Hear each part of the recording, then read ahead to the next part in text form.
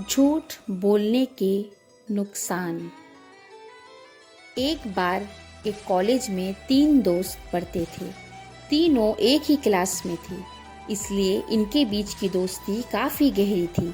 एक दिन कॉलेज में अनाउंसमेंट की गई कि कुछ दिन बाद आपका एग्ज़ाम लिया जाएगा, लेकिन ये बात ये तीनों दोस्त भूल गए और एग्ज़ाम की एक रात पहले ये तीनों दोस्त पार्टी के लिए बाहर चले गए।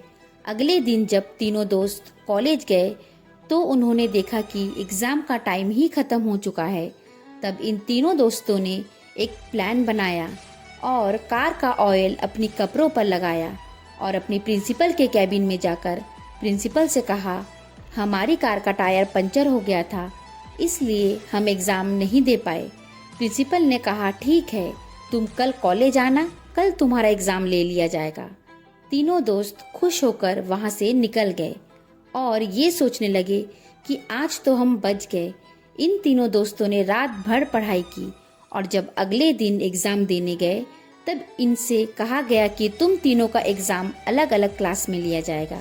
तीनों दोस्त अलग अलग क्लास में जाकर बैठ गए, लेकिन जब इनके हाथ में क्वेश्चन पेपर आया तब इनकी आंखें खुली की खुली रह गई, क्योंकि क्वेश्चन पेपर में सिर्फ एक सवाल लिखा था कि कार का कौन सा टायर पंचर हुआ था। तीनों दोस्त हैरान हो गए। तब उनको अपनी गलती का एहसास हुआ।